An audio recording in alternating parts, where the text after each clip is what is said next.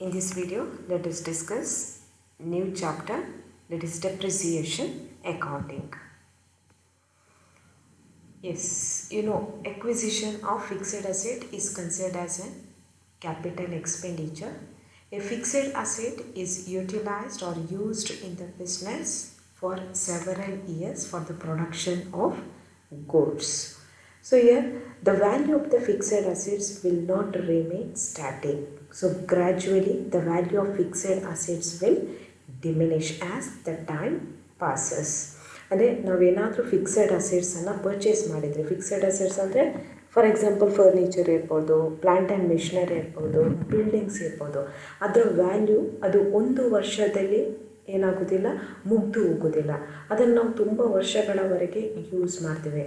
ಆದರೆ ಏನಾಗುತ್ತೆ ಅಂತ ಹೇಳಿದರೆ, ಈಗ ನಾವು ಪರ್ಚೇಸ್ ಮಾಡೋರು ಅದರ ವ್ಯಾಲ್ಯೂ ಎಷ್ಟಿರುತ್ತೆ, ಅದು till the end of the life of the asset ಅದು ಅಷ್ಟೇ ಉಳಿಯೋದಿಲ್ಲ. ಅದು ಗ್ರ್ಯಾಜುವಲಿ ಅಥವಾ ಪರ್ಮನೆಂಟಾಗಿ ಅದರ ವ್ಯಾಲ್ಯೂ ಏನಾಗ್ತಾ ಹೋಗ್ತದೆ, ಕಮ್ಮಿ ಆಗ್ತಾ ಹೋಗ್ತದೆ. So therefore every year we must right of ಏನು ಅದರ ವ್ಯಾಲ್ಯೂ, ಅಸೆಟ್ ಇದು ಫಿಕ್ಸೆಡ್ ಅಸೆಟ್ ಇದು ವ್ಯಾಲ್ಯೂ ಏನು ಕಮ್ಮಿ ಆಗ್ತಾ ಇದೆ ಅದನ್ನು ನಾವು ಡೆಪ್ರಿಸಿಯೇಷನ್ ರೂಪದಲ್ಲಿ ರೈಟ್ ಆಫ್ ಮಾಡಬೇಕು. Okay, so that depreciation will be return of, ಅದನ್ನು ರೈಟ್ ಆಫ್ ಮಾಡಿ ಅದನ್ನು ಪ್ರಾಫಿಟ್ ಆ್ಯಂಡ್ ಲಾಸ್ ಅಕೌಂಟ್ಗೆ ನಾವು ಚಾರ್ಜ್ ಮಾಡಿ ಬಿಡ್ತೇವೆ. So according to LC Cooper, depreciation is the diminution in the financial value of an asset owing to wear and tear, effects of time, obsolescence or similar causes. So diminution ಅಂದರೆ diminution in the financial value of an asset. ಒಂದು ಅಸೆಟ್ನ financial value ಕಮ್ಮಿ ಆಗೋದು, diminution ಆಗೋದು. ಅದು ಯಾವ ಕಾರಣದಿಂದ ಇರ್ಬೋದು, ವೇರ್ ಆ್ಯಂಡ್ ಟ್ಯಾರ್, ಅದನ್ನು ಕಂಟಿನ್ಯೂಸ್ ಆಗಿ ಯೂಸ್ ಮಾಡುವುದರಿಂದ ಇರ್ಬೋದು. ಎಫ್ಲೆಕ್ಸ್ ಆಫ್ ಟೈಮ್ ಅಂದರೆ ಯೂಸ್ ಮಾಡದಿದ್ದರೂ ಈ ಟೈಮ್, ಪ್ಯಾಸೇಜ್ ಆಫ್ ಟೈಮ್ ಅದನ್ನು ಹಾಗೆ ಇಟ್ಟರೆ ಸೊ ಹಾಗೆ ಕೂಡ ಅದು ಅದರ ಬೆಲೆಯನ್ನು ಕಳ್ಕೊಳ್ತದೆ. ಆಬ್ಸಲೆಸೆನ್ಸ್, ಕೆಲವೊಮ್ಮೆ ಅದು ಔಟ್ಡೇಟೆಡ್ ಆದರೆ, ಔಟ್ ಆಫ್ ಫ್ಯಾಷನ್ ಆದರೆ, ಅಥವಾ ಬೇರೆ ಕೆಲವು ಕಾರಣಗಳಿಂದ ಏನಾಗುತ್ತೆ, ಸೊ ಅದರ ವ್ಯಾಲ್ಯೂ ಕಮ್ಮಿ ಆಗುತ್ತೆ. According to R.N. Carter, depreciation is a gradual decrease in the value of an asset from any cause. So because of any cause there may be gradual decrease in the value of an asset. ಅಂದರೆ ಒಂದು ಅಸೆಟಿದ್ದು value sudden decrease ಆಗೋದಿಲ್ಲ, ಅದು gradual ಆಗಿ decrease ಆಗ್ತಾ ಹೋಗ್ತದೆ. Gradual ಆದರೂ ಅದು permanent decrease, ಒಮ್ಮೆ ಡಿಕ್ರೀಸ್ ಆದರೆ ಮತ್ತೆ ಪುನಃ ಅದು ಜಾಸ್ತಿ ಆಗಲಿಕ್ಕೆ ಸಾಧ್ಯ ಇಲ್ಲ. So totally we can see that depreciation is A permanent, continuing and gradual shrinkage in the book value of an asset. Depreciation ಅಂತ ಹೇಳಿದರೆ ಅದು ಪರ್ಮನೆಂಟ್ ಆದಂಥ ಡಿಕ್ರೀಸ್ ಮತ್ತು ಕಂಟಿನ್ಯೂಯಸ್. ಈ ವರ್ಷ ಇಷ್ಟು ಕಮ್ಮಿ ಆಯಿತು ಒಂದು ಅಸೆಟಿದ್ದು ಪ್ರೈಸ್, ನೆಕ್ಸ್ಟ್ ವರ್ಷ ಕಮ್ಮಿ ಆಗೋದಿಲ್ಲ ಅಂತ ಹೇಳಲಿಕ್ಕಾಗೋದು, ನೆಕ್ಸ್ಟ್ ವರ್ಷ ಕೂಡ ಅದರ ವ್ಯಾಲ್ಯೂ ಏನಾಗ್ತಾ ಹೋಗ್ತದೆ, ಕಮ್ಮಿ ಆಗ್ತಾ ಹೋಗ್ತದೆ. ಸೊ ಪ್ರತಿ ವರ್ಷ ಆ ವ್ಯಾಲ್ಯೂ ಕಮ್ಮಿ ಆಗುವ ಪ್ರೊಸೆಸ್ ಏನಿದೆ ಅದು ಕಂಟಿನ್ಯೂಸ್ ಆಗಿ ಇರ್ತದೆ.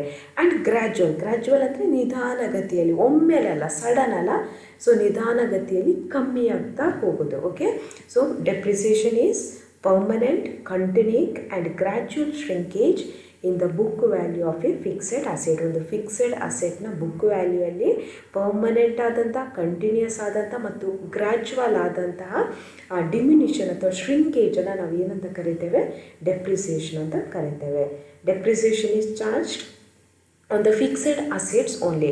ಯಾವತ್ತು ಕರೆಂಟ್ ಅಸೆಟ್ಸ್ ಮೇಲೆ ನಾವು ಡೆಪ್ರಿಸಿಯೇಷನ್ ಚಾರ್ಜ್ ಮಾಡೋದಿಲ್ಲ, ಯಾಕೆಂದರೆ ಕರೆಂಟ್ ಅಸೆಟ್ ಇದು ವ್ಯಾಲ್ಯೂ ಅದು ಒಂದು ವರ್ಷದೊಳಗೆ ಮುಗ್ದೋಗುತ್ತೆ. ಫಿಕ್ಸೆಡ್ ಅಸೆಟ್ ಅನ್ನುವಂಥದ್ದು ಅದು ತುಂಬ ವರ್ಷಗಳವರೆಗೆ ಬಿಸ್ನೆಸ್ಸಲ್ಲಿ ಇರ್ತದೆ, ಅದನ್ನು ಬಿಸ್ನೆಸ್ಸಲ್ಲಿ ನಾವು ಯುಟಿಲೈಸ್ ಮಾಡ್ತೇವೆ, ಅದರಿಂದ ಡೆಪ್ರಿಸಿಯೇಷನನ್ನು ಅಲ್ಲಿ ನಾವು ಚಾರ್ಜ್ ಮಾಡಬೇಕಾಗತ್ತೆ. Once the depreciation is charge, it reduces the value of the asset permanently. ಒಮ್ಮೆ ಡೆಪ್ರಿಸಿಯೇಷನ್, ಫಾರ್ ಎಕ್ಸಾಂಪಲ್ ಒಂದು ಅಸೆಟ್ ಇದು ವರ್ತ್ 1 lakh rupees ಇದ್ದರೆ, ಒಮ್ಮೆ ನಾವು ಡೆಪ್ರಿಸಿಯೇಷನ್ 10,000 ಚಾರ್ಜ್ ಮಾಡಿದರೆ ಅದು 10,000 it is last for ever. ಒಮ್ಮೆ ಚಾರ್ಜ್ ಮಾಡಿದರೆ ಅದರ ವ್ಯಾಲ್ಯೂ ಹೋಯಿತು, ಅದನ್ನು ಇನ್ನೊಮ್ಮೆ ನಮಗೆ ಜಾಸ್ತಿ ಮಾಡಲಿಕ್ಕೆ ಆಗೋದಿಲ್ಲ. It must reduce the value of asset slowly and steadily. Next, what are depreciable asset? ನಾನು ಹೇಳಿದೆ depreciation cannot be charged against current asset. Current asset ಎಗೇನ್ಸ್ಗೆ ನಮಗೆ ಡೆಪ್ರಿಸಿಯೇಷನ್ ಚಾರ್ಜ್ ಮಾಡಲಿಕ್ಕೆ ಆಗೋದಿಲ್ಲ. So we can charge the depreciation only for fixed assets. Okay, fixed ಅಸೆಟ್ಸ್ಗೆ ಮಾತ್ರ ನಾವು depreciation charge ಮಾಡ್ಬೋದು. ಆ ಫಿಕ್ಸ್ಡ್ ಅಸೆಟ್ಸನ್ನೇ ನಾವು ಡೆಪ್ರಿಸಿಯೇಬಲ್ ಅಸೆಟ್ ಅಂತ ಕರೀತೇವೆ. ಓಕೆ, ಸೊ ಡೆಪ್ರಿಸಿಯೇಬಲ್ ಅಸೆಟ್ ಅಂದರೆ ಅದರಲ್ಲಿ ಯಾವುದೆಲ್ಲ ಬರುತ್ತೆ, So these are assets which are expected to be used during more than one accounting year. ಯಾವ ಅಸೆಟನ್ನು ಒಂದು ಅಕೌಂಟಿಂಗ್ ಪೀರಿಯಡ್ಗಿಂತ ಜಾಸ್ತಿ ನಾವು ಯೂಸ್ ಮಾಡ್ತೇವೋ ಅಂಥ ಅಸೆಟನ್ನು ನಾವು ಡೆಪ್ರಿಸಿಯೇಬಲ್ ಅಸೆಟ್ ಅಂತ ಕರಿತೇವೆ. And such assets have A limited life. ಅದರ ಲೈಫ್ ಅನ್ನುವಂಥದ್ದು ಅದು ಲಿಮಿಟೆಡ್ ಆಗಿರ್ತದೆ. ಅಂದರೆ 100 ಇಯರ್ಸ್ 200 ಇಯರ್ಸ್ ಅಲ್ಲ, ಒಂದು 10 ಇಯರ್ಸ 15 ಇಯರ್ಸ 5 ಇಯರ್ಸ ಆ ರೀತಿ ಇರುತ್ತೆ. The life of such assets also limited. And such assets are held by the enterprise for use in the production or supply of goods and services, for rental to others, or for administrative purpose, and not for the purpose of sale in the ordinary course of business. ಒಂದು industry ಅದೇನಾದರೂ ಡೆಪ್ರಿಸಿಯೇಬಲ್ ಅಸೆಟನ್ನು ಹೊಂದಿದರೆ ಅದು ಯಾವ ಪರ್ಪಸ್ಗೋಸ್ಕರ ಹೊಂದಿರ್ತದೆ ಅಂತ ಹೇಳಿದರೆ, ಆ ಗೂಡ್ಸನ್ನು ನಾವು ಆ ಅಸೆಟನ್ನು ನಾವು ಪ್ರೊಡಕ್ಷನ್ ಪರ್ಪಸ್ಗೆ ಯೂಸ್ ಮಾಡಿರ್ತೇವೆ ಅಥವಾ ಸಪ್ಲೈ ಪರ್ಪಸ್ಗೆ ಯೂಸ್ ಮಾಡಿರ್ತೇವೆ. ಅದನ್ನು ರೆಂಟಲ್ಗೆ ಬೇಕಾದ್ರೂ ತೆಕ್ಕೊಂಡಿರ್ಬೋದು ಅಥವಾ ನಮ್ಮ ಅಡ್ಮಿನಿಸ್ಟ್ರೇಟಿವ್ ಪರ್ಪಸ್ಗೆ ಅದನ್ನು ಯೂಸ್ ಮಾಡ್ತೇವೆ. ಈಗ ಫರ್ನಿಚರನ್ನು ಪರ್ಚೇಸ್ ಮಾಡಿ ಆ ಫರ್ನಿಚರನ್ನು ಸೇಲ್ ಮಾಡಿದರೆ ಆಗ ಅದು ಡೆಪ್ರಿಸಿಯೇಬಲ್ ಅಸೆಟ್ ಆಗೋದಿಲ್ಲ. ನಾವು ಯಾವುದಾದ್ರೂ ಅಸೆಟನ್ನು ಪರ್ಚೇಸ್ ಮಾಡಿದರೆ ಆ ಅಸೆಟನ್ನು ನಾವು ಪ್ರೊಡಕ್ಷನ್ಗೆ ಯೂಸ್ ಮಾಡಬೇಕು ಅಥವಾ ಯಾವುದಾದ್ರೂ ಅಡ್ಮಿನಿಸ್ಟ್ರೇಟಿವ್ ಪರ್ಪಸ್ಗೆ ಯೂಸ್ ಮಾಡಬೇಕು. ಆಗ ಮಾತ್ರ ಅದು ಡೆಪ್ರಿಸಿಯೇಬಲ್ ಅಸೆಟ್ ಆಗುತ್ತೆ. Okay, so depreciable assets are those assets which are acquired in order to use those assets for the production purpose or for the administrative purpose, not for the direct sale. Okay, so here 3 points you must observe. First one, so such depreciable assets have the expected life more than one accounting year, and they have the limited life, and such assets are used in the production of goods, or it may be used for administrative purpose, but it cannot be used for resale purpose. Next, useful life of the asset. ಈಗ ಒಂದು asset ಇದು useful life ಎಷ್ಟರವರೆಗೆ ಇರುತ್ತೆ? So useful ಲೈಫನ್ನು ನಾವು ಯಾವ ರೀತಿ determine ಮಾಡ್ತೀವಿ? Useful life of the asset is either the period over which a depreciable asset is expected to be used by the enterprise, or the number of production of similar units expected to be obtained from the use of the asset by the enterprise. Now useful life of the asset, ಒಂದು asset ಇದು useful life ಎಷ್ಟು? ಈಗ ನಾವು ಯಾವುದೋ ಒಂದು machinery purchase ಮಾಡಿದ್ದೇವೆ, ಆ machinery purchase ಮಾಡಿದ ಅದರ ಯೂಸ್ಫುಲ್ ಲೈಫ್ ಹೇಗೆ ಅನ್ನೋದನ್ನು ನಾವು ಎಸರ್ಟೈನ್ ಮಾಡೋದು. ಒಂದೇನೋ ನಾವು ಒಂದು ಎಸ್ಟಿಮೇಷನ್ ಮಾಡಬೇಕು. ಓಕೆ, ಈ ಅಸೆಟ್ ನಾನು ಪರ್ಚೇಸ್ ಮಾಡಿದ್ದೇನೆ, ಇದರ ಲೈಫ್ ಒಂದು 10 ವರ್ಷ ಈ ಬಿಸ್ನೆಸ್ಸಲ್ಲಿ ಇರುತ್ತೆ. ಅಥವಾ ನಾವು ಯಾವ ರೀತಿ ಎಸ್ಟಿಮೇಷನ್ ಮಾಡ್ಬೋದು? ಅಂಥದ್ದೇ ಸಿಮಿಲರ್ ಮಿಷಿನರಿಯನ್ನು ಬೇರೆ ಕಂಪನಿಯವರು ಪರ್ಚೇಸ್ ಮಾಡಿದ್ದಾರೆ, ಅದು ಎಷ್ಟು ಸಮಯ ಅಲ್ಲಿ ಅದನ್ನು ಯೂಸ್ ಮಾಡಿದ್ದಾರೆ, ಅದರ ಬೇಸಿಸ್ ಮೇಲೆ ಬೇಕಾದರೂ ನಾವು ಅದರ ಯೂಸ್ಫುಲ್ ಲೈಫನ್ನು ಎಸರ್ಟೈನ್ ಮಾಡ್ಬೋದು. So the useful life of a depreciable asset is shorter than its physical life. ಕೆಲವೊಮ್ಮೆ ಏನಾಗುತ್ತೆ, ಡೆಪ್ರಿಸಿಯಬಲ್ ಲೈಫ್ ಇದು ಅಸೆಟ್ಸ್ ಇದು ಲೈಫ್ ಅದು ಫಿಸಿಕಲ್ ಲೈಫ್ಗಿಂತ ಕಮ್ಮಿ ಇರುತ್ತೆ. ಯಾವ ರೀಸನ್ ಎಲ್ಲ ನೋಡಿ, ಇಲ್ಲಿ 3 ರೀಸನ್ ಕೊಟ್ಟಿದ್ದಾರೆ. predetermined by legal or contractual limits such as expiry dates or related lease. ಯಾವುದಾದ್ರೂ ಅಸೆಟನ್ನು ನಾವು ಲೀಸಿಗೆ ಪರ್ಚೇಸ್ ಮಾಡಿ, ಲೀಸ್ ಅಂದರೆ ಒಂದು 5 ವರ್ಷಕ್ಕೆ ಅಂತ ಒಂದು ಲೀಸಿಗೆ ತೆಕ್ಕೊಂಡೋದು. ಸೊ 5 ವರ್ಷ ಆದಮೇಲೆ ಆ ಅಸೆಟ್ಟಿಗೆ ವ್ಯಾಲ್ಯೂ ಇರುತ್ತೆ, ಬಟ್ ನಾವು ತೆಕ್ಕೊಂಡದ್ದು 5 ವರ್ಷಕ್ಕೆ ಮಾತ್ರ. ಸೊ ಆ ಕೇಸಲ್ಲಿ ಕೂಡ ಅದರ ಲೈಫ್ ಅಲ್ಲಿಗೆ ಮುಗ್ದು ಹೋಗುತ್ತೆ. It is directly govern by extraction or consumption. ಈಗ ಎಲ್ಲೋ ಒಂದು ಕ್ವೇರೀಸ್ ಇದೆ ಅಂತ ಇಟ್ಕೊಳ್ಳಿ, ಒಂದು ಅದಿರು ತೆಗಿತಾ ಇದ್ದಾರೆ, ಸೊ ಅದಿರು ಮುಗ್ದ ಕೂಡಲೇ ಅದರ ಲೈಫ್ ಕೂಡ ಅಲ್ಲಿ ಮುಗ್ದೋಗುತ್ತೆ. ಎಕ್ಸ್ಟ್ರಾಕ್ಷನ್ ಮಾಡುವ ಮೂಲಕ ಅಥವಾ ಕನ್ಸಂಪ್ಷನ್ ಮಾಡುವ ಮೂಲಕ ಅದರ ಲೈಫ್ ಮುಗ್ದೋಗುತ್ತೆ. So dependent on the extent of use and physical deterioration. So ಯಾವ ರೀತಿಯಲ್ಲಿ ನಾವು ಅದನ್ನು ಯೂಸ್ ಮಾಡ್ತೇವೆ, ಓಕೆ, ಅದರ ಬೇಸಿಸ್ ಮೇಲೆ ಕೂಡ ಅದರ ಲೈಫನ್ನು ನಾವು ಡಿಸೈಡ್ ಮಾಡ್ತೇವೆ. Reduced by obsolescence arising from such factors and technological changes, improvement in production methods, output of the asset, or legal or other restriction. ಕೆಲವೊಮ್ಮೆ ಏನಾಗುತ್ತೆ ಅಂತ ಹೇಳಿದರೆ, ಅಸೆಟ್ಗೆ ವ್ಯಾಲ್ಯೂ ಇರುತ್ತೆ, ಲೈಫ್ ಇರುತ್ತೆ, ಬಟ್ ಮಾರ್ಕೆಟಲ್ಲಿ ಟೆಕ್ನಾಲಜಿ ಇಂಟ್ರಡಕ್ಷನ್ ಆಗುತ್ತೆ, ಹೊಸ ಹೊಸ ಟೆಕ್ನಾಲಜಿ ಬರ್ತಾಯಿದೆ, ಹೊಸ ಹೊಸ ಪ್ರಾಡಕ್ಟ್ ಬರ್ತಾ ಇದೆ ಅಂತ ಆದರೆ ಹಾಗೇನಾಗುತ್ತೆ, ಆಟೋಮೆಟಿಕಲಿ ಪರ್ಟಿಕ್ಯುಲರ್ ಮೆಷಿನರಿ ಅಥವಾ ಅಸೆಟಿದ್ದು ವ್ಯಾಲ್ಯೂ ಕಮ್ಮಿ ಆಗುತ್ತೆ. ಓಕೆ, ಈ ರೀಸನಿಂದಾಗಿ ಅದರ ಫಿಸಿಕಲ್ ಲೈಫ್ಗಿಂತ ಸೊ ಆ ಡೆಪ್ರಿಸಿಯಬಲ್ ಅಸೆಟ್ ಇದ್ದು ಯೂಸ್ಫುಲ್ ಲೈಫ್ ಕಮ್ಮಿ ಆಗುವ ಚಾನ್ಸಸ್ ಇದೆ. So So determination of the useful life of the depreciable asset is a matter of estimation and is normally based on various factors including experience with similar types of asset. ಅಂದರೆ ನಾನು ಆಗಲೇ explain ಮಾಡಿದಾಗೆ useful life of a depreciable ಅಸೆಟನ್ನು ಯಾವ basis ಮೇಲೆ ನಾವು ಎಸರ್ಟೈನ್ ಮಾಡ್ತೀವಿ ಅಂತ ಹೇಳಿದರೆ ನಾವು ಎಸ್ಟಿಮೇಷನ್ ಮಾಡೋದು, ಓಕೆ ಇಷ್ಟು ಸಮಯದವರೆಗೆ ಅದು ನಮ್ಮ ಬಿಸ್ನೆಸ್ಸಲ್ಲಿ ನಾವು ಅದನ್ನು ಯೂಸ್ ಮಾಡ್ಬೋದು, ಅಥವಾ ಸಿಮಿಲರ್ ಟೈಪ್ ಆಫ್ ಅಸೆಟನ್ನು ಬೇರೆ ಇಂಡಸ್ಟ್ರಿಯಲ್ಲಿ ಎಷ್ಟು ಸಮಯಗಳವರೆಗೆ ಯೂಸ್ ಮಾಡಿದ್ದಾರೆ ಅದರ ಬೇಸಿಸ್ ಮೇಲೆ ಬೇಕಾದರೂ ನಾವು ಅದರ ಯೂಸ್ಫುಲ್ ಲೈಫನ್ನು ಡಿಟರ್ಮಿನ್ ಮಾಡ್ಬೋದು. Next will see causes of depreciation. So ಈ ಡೆಪ್ರಿಸಿಯೇಷನ್ಗೆ ಏನೆಲ್ಲ ಕಾರಣಗಳು? First one, wear and tear due to actual use. So ನಾವು ಫಿಕ್ಸೆಡ್ ಅಸೆಟ್ಸ್ ಎಕ್ವೈರ್ ಮಾಡಿದರೆ ನಾವು ಅದನ್ನು ಯೂಸ್ ಮಾಡ್ತಾ ಇರ್ತೇವೆ. So because of the constant use of the fixed assets, so such assets will be worn out and they lose their value.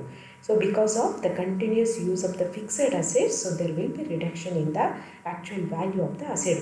ಒಂದು fixed ಅಸೆಟನ್ನು ನಾವು continuous use ಮಾಡಿದರೆ ಅದು ತನ್ನಷ್ಟಕ್ಕೆ ಯೂಸಿಂದಾಗಿ, ಕಾನ್ಸ್ಟೆಂಟ್ ಯೂಸಿಂದಾಗಿ ಸೊ ತನ್ನ ಲೈಫನ್ನು ಕಳ್ಕೊಳ್ತದೆ. ಸೊ ಆದ ಕಾರಣ ಅಲ್ಲಿ ಏನಾಗಿದೆ, ಡೆಪ್ರಿಸಿಯೇಷನ್ ಬರುತ್ತೆ. ನೆಕ್ಸ್ಟ್, ಪ್ಯಾಸೇಜ್ ಆಫ್ ಟೈಮ್, ಅಂದರೆ ಸಮಯ ಕಳೆದ ರೀತಿಯಲ್ಲೇ ಒಂದು ಅಸೆಟ್ ಅದರ ವ್ಯಾಲ್ಯೂಯನ್ನು ಕಳ್ಕೊಳ್ತದೆ. So most of the fixed assets fall in value with the passage of time irrespective of the fact whether they are used R not. ಅಂದರೆ ಆ ಪ್ರಾಡಕ್ಟನ್ನು ಯೂಸ್ ಮಾಡದೆ, ಸೊ ಪ್ರಾಡಕ್ಟ್ ಅಲ್ಲ, ಫಿಕ್ಸೆಡ್ ಅಸೆಟ್ಸನ್ನು ಯೂಸ್ ಮಾಡದೇ ಇರಲಿ, ಸೊ ಆ ಟೈಮ್ ಹೋದ ಕೂಡಲೇ ಏನಾಗುತ್ತೆ, ಆ ಫಿಕ್ಸೆಡ್ ಅಸೆಟ್ಸ್ ಇದು ವ್ಯಾಲ್ಯೂ ಕೂಡ ಕಮ್ಮಿ ಆಗುತ್ತೆ. ಈಗ ಲೀಸ್ ಓಲ್ಡ್ ಅಸೆಟ್ ಇರುತ್ತೆ, ಯಾವುದಾದ್ರೂ ಮೆಷಿನರಿಯನ್ನು 5 ವರ್ಷಕ್ಕೆ ನಾವು ಲೀಸಿಗೆ ತೆಕ್ಕೊಂಡ್ರೆ, ಸೊ 5 ವರ್ಷ ನೀವು ಯೂಸ್ ಮಾಡದಿರಲಿ, ಬಟ್ 5 ವರ್ಷದಲ್ಲಿ ಅದರ ವ್ಯಾಲ್ಯೂ ಕಳೆದೋಗಿ ಬಿಡುತ್ತೆ. Next, obsolescence. So some fixed assets lose their value on account of introduction of new and improved types or changes in fashion. So ಕೆಲವೊಮ್ಮೆ ಫ್ಯಾಷನ್ ಚೇಂಜ್ ಆದರೆ, ಹೊಸ ಟೆಕ್ನಾಲಜಿ ಇಂಟ್ರೊಡಕ್ಷನ್ ಆದರೆ ಏನಾಗುತ್ತೆ, ಆಗ ಆಬ್ಸೊಲೆಸೆನ್ಸ್, ಔಟ್ ಆಫ್ ಆರ್ಡರ್ ಅಂತ ಹೇಳ್ತೀವಿ. ಆ ಫ್ಯಾಷನ್ ಚೇಂಜ್ ಆಗ್ತಾ ಇದ್ದಾಗೆ ಸೊ ಆಲ್ರೆಡಿ ಇದ್ದಂಥ ಆ ಮೆಷಿನರೀಸ್ ಏನಾಗ್ತದೆ, ಔಟ್ಡೇಟೆಡ್ ಆಗ್ತದೆ. Next, exhaustion or depletion. So in case of some mines, quarries and oil wells, so here assets will lose their value because of their extraction. ಆ ಎಕ್ಸ್ಟ್ರಾಕ್ಷನನ್ನು ನಾವು continuous ಆಗಿ ಏನು ಯೂಸ್ ಮಾಡುವ ಕಾರಣದಿಂದಾಗಿ, ಸೊ ಆ ಡಿಪ್ಲೀಷನಿಂದಾಗಿ ಅದರ ವ್ಯಾಲ್ಯೂ ಕಮ್ಮಿ ಆಗುತ್ತೆ. Next, accident. When a fixed assets is damaged by an accident, it loses its value. Then permanent fall in the market price. So some fixed assets lose their value because of the permanent fall in the market price. Market price ಅಲ್ಲಿ ಏನಾದರೂ permanent fall ಆದರೆ, so ಆ ಕಾರಣದಿಂದಾಗಿಯೂ ಕೂಡ ಏನಾಗುತ್ತೆ, fixed assets ಇದು value ಅಲ್ಲಿ diminution ಆಗುತ್ತೆ.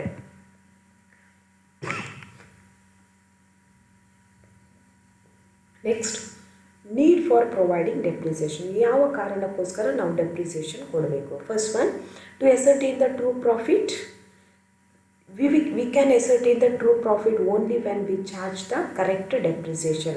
ಕರೆಕ್ಟ್ ಆದಂಥ ಡೆಪ್ರಿಸಿಯೇಷನನ್ನು ನಾವು ಪ್ರಾಫಿಟ್ ಆ್ಯಂಡ್ ಲಾಸ್ ಅಕೌಂಟ್ಗೆ ಚಾರ್ಜ್ ಮಾಡಿದರೆ ಮಾತ್ರ ನಮಗೆ ಏನಾಗುತ್ತೆ, ಕರೆಕ್ಟ್ ಟ್ರೂ ಫಿಗರ್ ಸಿಗುತ್ತೆ. ಪ್ರಾಫಿಟ್ ಆ್ಯಂಡ್ ಲಾಸ್ ಅಕೌಂಟಲ್ಲಿ ಆ ಕಂಪೆನಿದು ಪ್ರಾಫಿಟ್ ಎಷ್ಟು ಅಂತ ಸಿಗುತ್ತೆ. ಆ ಕಾರಣಕ್ಕೋಸ್ಕರ ನಾವು ಡೆಪ್ರಿಸಿಯೇಷನ್ ಚಾರ್ಜ್ ಮಾಡಲೇಬೇಕು. Next, to present the true financial position. ಕಂಪೆನಿಯ ಟ್ರೂ ಫೈನಾನ್ಷಿಯಲ್ ಪೊಸಿಷನ್ ನಮ್ಗೆ ಗೊತ್ತಾಗಬೇಕಾದ್ರೆ, ಅಂದರೆ ಅಸೆಟ್ನ ವ್ಯಾಲ್ಯೂ, ಕರೆಕ್ಟ್ ವ್ಯಾಲ್ಯೂ ನಮ್ಗೆ ಗೊತ್ತಾಗಬೇಕಾದ್ರೆ ಆ ಅಸೆಟಿಂದ, ಫಿಕ್ಸೆಡ್ ಅಸೆಟಿಂದ ಆ ವರ್ಷದ ಡೆಪ್ರಿಸಿಯೇಷನನ್ನು ನಾವು ಡಿಡಕ್ಟ್ ಮಾಡಲೇಬೇಕು.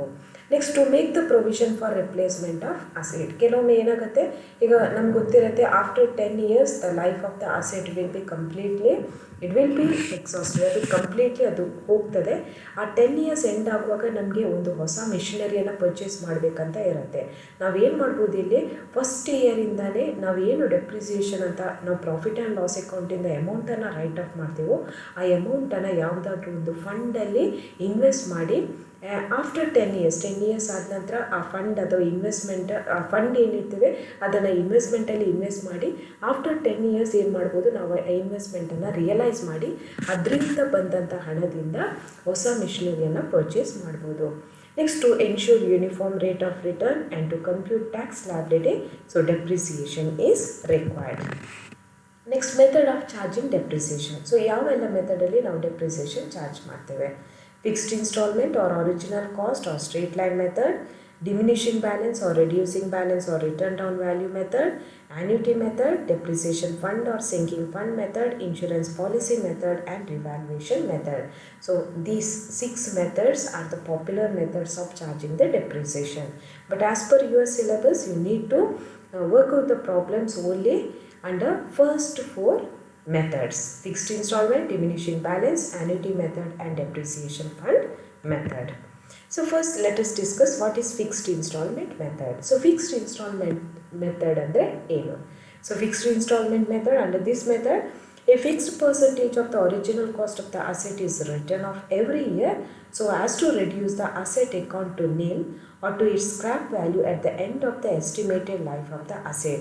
It should be noted that while charging depreciation on the asset, the period for which the asset is used in a particular year should be taken into account. ಅಂದರೆ fixed instalment ಮೆಥಡಲ್ಲಿ ನಾವು ಏನು ಮಾಡ್ತೇವೆ ಅಂತ ಹೇಳಿದ್ರೆ, ಒಂದು fixed ಅಮೌಂಟನ್ನು ಪ್ರತಿ ವರ್ಷ ಒರಿಜಿನಲ್ ಕಾಸ್ಟಿಂದ ನಾವು ಡಿಡಕ್ಟ್ ಮಾಡ್ತಾ ಬರ್ತೇವೆ. ಓಕೆ, ಸೊ ಫಾರ್ ಎಕ್ಸಾಂಪಲ್ ಒಂದು ಅಸೆಟಿದ್ದು ವ್ಯಾಲ್ಯೂ 10,000 rupees ಆದರೆ ಪ್ರತಿ ವರ್ಷ 10% ನಾವು ಡೆಪ್ರಿಸಿಯೇಷನ್ ಚಾರ್ಜ್ ಮಾಡಿದರೆ, ಸೊ ಪ್ರತಿ ವರ್ಷ ನಾವು 1,000 rupees ಅದು ಇಲ್ಲಿವರೆಗೆ ಆ ಬ್ಯಾಲೆನ್ಸ್ ನಿಲ್ ಬರುವವರೆಗೆ ಅಥವಾ ಸ್ಕ್ರ್ಯಾಪ್ ವ್ಯಾಲ್ಯೂ ಲಾಸ್ಟಿಗೆ ರೆಸಿಡ್ಯೂಯಲ್ ವ್ಯಾಲ್ಯೂ ಉಳಿತದೆ ಅಲ್ಲಿವರೆಗೆ ನಾವು ಅದನ್ನು ರೈಟ್ ಆಫ್ ಮಾಡ್ತಾ ಬರ್ತೇವೆ.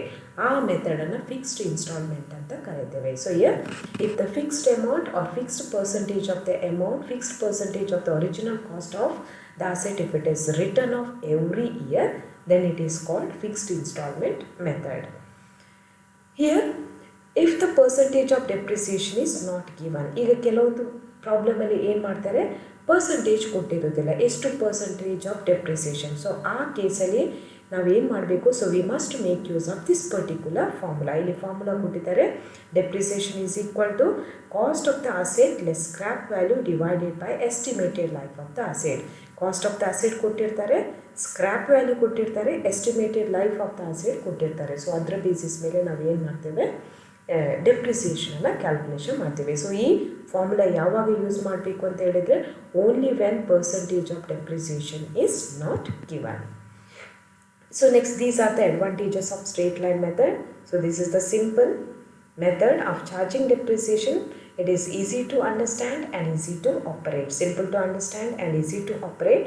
The burden of depreciation on the profit and loss account remains same every year. ಸೊ ಒಂದು ವರ್ಷ 1,000 ರೈಟ್ ಆಫ್ ಮಾಡಿದರೆ ಅದೇನಾಗಿರ್ತದೆ, end of the life of the ಅಸೆಟ್ವರೆಗೂ ಅದು 1,000 ಇರುತ್ತೆ. So burden on the profit and loss account will be uniform. So asset can be return down to 0 or to its scrap value. So ಈ ಮೆಥಡಲ್ಲಿ ಮಾತ್ರ, fixed instalment ಮೆಥಡಲ್ಲಿ ನಾವು ಏನು ಮಾಡ್ಬೋದು, ಒಂದು ಅಸೆಟನ್ನು 0 ವ್ಯಾಲ್ಯೂ ಬರುವವರೆಗೂ ಅಥವಾ ಅದರ ಸ್ಕ್ರ್ಯಾಪ್ ವ್ಯಾಲ್ಯೂ ಬರುವವರೆಗೂ ನಾವೇನು ಮಾಡ್ಬೋದು, ರೈಟ್ ಆಫ್ ಮಾಡ್ಬೋದು. So this method is recognized under the Income Tax Act. So this method suffers from certain disadvantages. The burden on the profit and loss account in respect of depreciation and repairs of the asset is not uniform year after year. ಈಗ ವರ್ಷ ಹೋಗ್ತಾ ಇದ್ದಾಗೆ ಏನಾಗ್ತಾ ಹೋಗ್ತದೆ, so ಅದಕ್ಕೆ repair charges ಜಾಸ್ತಿ ಆಗ್ತಾ ಹೋಗ್ತದೆ. ಬಟ್ ನಾವು ಏನು ಮಾಡ್ತೇವೆ, ಡೆಪ್ರಿಸಿಯೇಷನ್ ಅಷ್ಟನ್ನೇ ನಾವು ಚಾರ್ಜ್ ಮಾಡ್ತಾ ಹೋಗ್ತೇವೆ. ಫಸ್ಟ್ ಇಯರಲ್ಲಿ ನಾವು ಎಷ್ಟು ಚಾರ್ಜ್ ಮಾಡ್ತೇವೋ, ಸೊ 9th ಇಯರಲ್ಲೂ ಅಷ್ಟೇ ಚಾರ್ಜ್ ಮಾಡ್ತೇವೆ. There is no any uniformity. ಅಲ್ಲಿ ನಾವೇನು ರಿಪೇರ್ ಚಾರ್ಜಸ್ ಏನು ಮಾಡ್ತೇವೋ, ಡೆಪ್ರಿಸಿಯೇಷನ್ ಏನು ರೈಟ್ ಆಫ್ ಮಾಡ್ತೇವೋ ಅದರ ನಡುವೆ ಯಾವುದೇ ರೀತಿಯ ಯೂನಿಫಾರ್ಮಿಟಿ ಇರೋದಿಲ್ಲ. Calculation of depreciation becomes difficult when there are frequent additions. ಈಗ ಕೆಲವೊಮ್ಮೆ ಏನಾಗುತ್ತೆ, in the middle of the year there may be certain additions or purchase. In such case we need to make a lot of calculation. ಆಗ ನಾವು ತುಂಬ calculation ಮಾಡಬೇಕಾಗತ್ತೆ. So capital invested on the asset is not taken in to account. So ಈಗ ಒಂದು ಅಸೆಟನ್ನು ನಾವು ಏನು ಮಾಡ್ತೇವೆ, 10,000 ಕೊಟ್ಟು ನಾವು ಅಸೆಟನ್ನು ಪರ್ಚೇಸ್ ಮಾಡ್ತೇವೆ, ಕರೆಕ್ಟಾ? ಆ 10,000 ನಾವು ರೈಟ್ ಆಫ್ ಮಾಡ್ತಾ ಬರ್ತೇವೆ. ಆ 10,000 ಅಸೆಟ್ ಪರ್ಚೇಸ್ ಮಾಡುವಾಗ ನಾವು ಎಲ್ಲೋ ಲೋನ್ ತೆಗೆದುಕೊಂಡು ಅಸೆಟನ್ನು ಪರ್ಚೇಸ್ ಮಾಡ್ತೇವೆ. ಆ ಲೋನ್ ಕ್ಲಿಯರ್ ಮಾಡುವಾಗ ಆ 10,000 ಇದ್ದದ್ದು ನಾವು 12,000 ಲೋನ್ ಕೊಟ್ಟಿರ್ತೇವೆ. ಇಲ್ಲಿ ಡೆಪ್ರಿಸಿಯೇಷನ್ ಚಾರ್ಜ್ ಮಾಡುವಾಗ ನಾವು ಅದನ್ನು ಕನ್ಸಿಡರ್ ಮಾಡೋದಿಲ್ಲ. ನಾವು 10,000 ಅಸೆಟಿಗೆ ಎಷ್ಟು ಪೇಮೆಂಟ್ ಮಾಡಿದ್ದೇವೆ ಅಷ್ಟನ್ನು ಮಾತ್ರ ಕನ್ಸಿಡರ್ ಮಾಡ್ತೇವೆ. No fund is created for the replacement of the old asset is not taken in to account. ಇಲ್ಲಿ ಯಾವುದೇ ರೀತಿಯ ಡೆಪ್ರಿಸಿಯೇಷನ್ ಫಂಡನ್ನು ಇಲ್ಲಿ ನಾವು ಕ್ರಿಯೇಟ್ ಮಾಡೋದಿಲ್ಲ. ಓಕೆ, ಅದು ಡೆಪ್ರಿಸಿಯೇಷನ್ ಫಂಡ್ ಮೆಥಡಲ್ಲಿ ಮಾತ್ರ ಒಂದು ಫಂಡನ್ನು ಕ್ರಿಯೇಟ್ ಮಾಡ್ತೇವೆ, ಆ ಫಂಡಲ್ಲಿರುವ ಅಮೌಂಟನ್ನು ಇನ್ವೆಸ್ಟ್ ಮಾಡ್ತೇವೆ, ಇನ್ವೆಸ್ಟ್ಮೆಂಟನ್ನು ಸೇಲ್ ಮಾಡಿ ಹೊಸ ಮಿಷನರಿ ಪರ್ಚೇಸ್ ಮಾಡುವ ಕಾನ್ಸೆಪ್ಟ್ ಇದಕ್ಕೆ ಅಪ್ಲಿಕೇಬಲ್ ಆಗೋದಿಲ್ಲ. Then it is illogical to charge depreciation on the original cost of the asset every year when the balance of the asset declines year after year. ಇದು ಏನು ಹೇಳ್ತದೆ ಅಂತ ಹೇಳಿದರೆ, ಈಗ ಫಾರ್ ಎಕ್ಸಾಂಪಲ್ ಫಸ್ಟ್ ಇಯರ್ 10,000 ಇತ್ತು, 1,000 depreciation charge ಮಾಡಿದೆವು. Next year ಅದರ value 9,000 ಆಯಿತು. ಬಟ್ 9,000 ಆದಾಗಲೂ ನಾವು ಡೆಪ್ರಿಸಿಯೇಷನ್ ಚಾರ್ಜ್ ಮಾಡೋದು 1,000. ಅದರ ನೆಕ್ಸ್ಟ್ ಇಯರ್ 8,000 ಆಗುತ್ತೆ, ಆಗಲೂ ಡೆಪ್ರಿಸಿಯೇಷನ್ ನಾವು ಏನು ಮಾಡ್ತೇವೆ 1,000 ಚಾರ್ಜ್ ಮಾಡ್ತೇವೆ. ಅಂದರೆ ಎಷ್ಟು ವ್ಯಾಲ್ಯೂ ಕಮ್ಮಿ ಆಗುತ್ತೆ ಅದಕ್ಕೆ ಕರೆಸ್ಪಾಂಡ್ ಆಗಿ ನಾವು ಅದನ್ನು ಡಿಡಕ್ಟ್ ಮಾಡೋದಿಲ್ಲ, ನಾವು ಅದೇ ರೀತಿಯಲ್ಲಿ ಡೆಪ್ರಿಸಿಯೇಷನ್ ಡಿಡಕ್ಟ್ ಮಾಡ್ತಾ ಹೋಗ್ತೇವೆ. Next is diminishing balance method or written down value method. So in this method the depreciation is charged at a fixed percentage on the diminishing value. ಇದೇನು ಫಾರ್ ಎಕ್ಸಾಂಪಲ್ ಈಗ 10,000 ಒಂದು asset ಇದು worth ಆದರೆ first year ನಾವು 10% depreciation charge ಮಾಡ್ತೇವೆ, ಅದು 1,000 ಹೋಗ್ತದೆ. Return down value ಎಷ್ಟಾಗುತ್ತೆ 9,000 ಆಗುತ್ತೆ.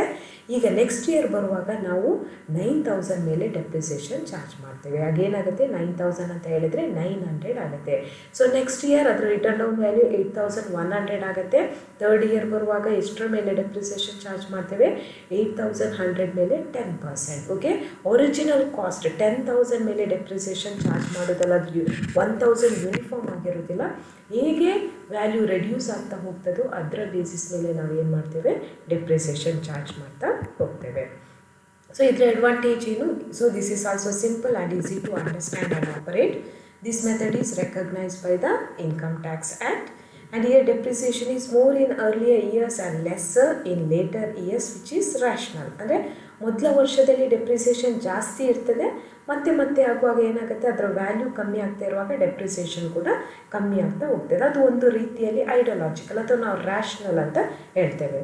So total burden on the profit and loss account in respect of depreciation and repairs of an asset will B fairly uniform year after year. ಅಂದರೆ year after year ಏನಾಗ್ತಾ ಹೋಗ್ತದೆ ರಿಪ್ರೇಷನ್ ಮತ್ತು repairs ಮೇಲೆ ಒಂದು ರೀತಿಯ burden ಏನಾಗ್ತಾ ಹೋಗ್ತದೆ ಅದು ಯೂನಿಫಾರ್ಮಿಟಿ ಆಗ್ತಾ ಹೋಗ್ತದೆ. ಅಂದರೆ ಡೆಪ್ರಿಸಿಯೇಷನ್ ಕಮ್ಮಿ ಆಗ್ತಾ ಹೋಗ್ತದೆ, ರಿಪೇರ್ ಚಾರ್ಜ್ ಜಾಸ್ತಿ ಆಗ್ತಾ ಹೋಗ್ತದೆ. ಅಂದರೆ ಪ್ರಾಫಿಟ್ ಆ್ಯಂಡ್ ಲಾಸ್ ಮೇಲೆ ಬರ್ಡನ್ ಏನು ಒಂದು ರೀತಿ ಯೂನಿಫಾರ್ಮಿಟಿ ಆಗಿರುತ್ತೆ.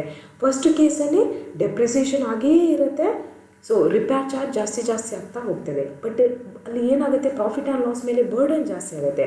ಈ ಕೇಸಲ್ಲಿ ಸೊ ಡೆಪ್ರಿಸಿಯೇಷನ್ ರೇಟ್ ಕಮ್ಮಿ ಆಗ್ತಾ ಹೋಗ್ತದೆ, ರಿಪೇರ್ ರೇಟ್ ಜಾಸ್ತಿ ಆಗ್ತಾ ಹೋಗ್ತದೆ. So profit and loss account ಮೇಲೆ ಬರ್ಡನ್ ಕಮ್ಮಿ ಆಗುತ್ತೆ. Next drawbacks. It cannot reduce the book value of an asset to 0. ಇಲ್ಲಿ ನಾವು ಅಸೆಟಿದು ಬುಕ್ ವ್ಯಾಲ್ಯೂನ 0ಗೆ ರೈಟ್ ಆಫ್ ಮಾಡಲಿಕ್ಕೆ ಆಗೋದಿಲ್ಲ. The interest on the capital invested on the asset is not taken into account like our straight line method. It does not provide funds for the replacement of asset. Asset replacement ಗೆ ಯಾವ fund ಕೂಡ ಈ ಮೆಥಡಲ್ಲಿ ಸಿಗೋದಿಲ್ಲ. The larger amount is recovered as depreciation in the early years than in later years. ಅಂದರೆ ಮೊದಲ ವರ್ಷದಲ್ಲಿ ನಾವು ಜಾಸ್ತಿ ಡೆಪ್ರಿಸಿಯೇಷನನ್ನು ರಿಕವರ್ ಮಾಡ್ತೇವೆ, ನಂತರದ ವರ್ಷದಲ್ಲಿ ಡೆಪ್ರಿಸಿಯೇಷನ್ ಕಮ್ಮಿ ರಿಕವರ್ ಮಾಡ್ತೇವೆ.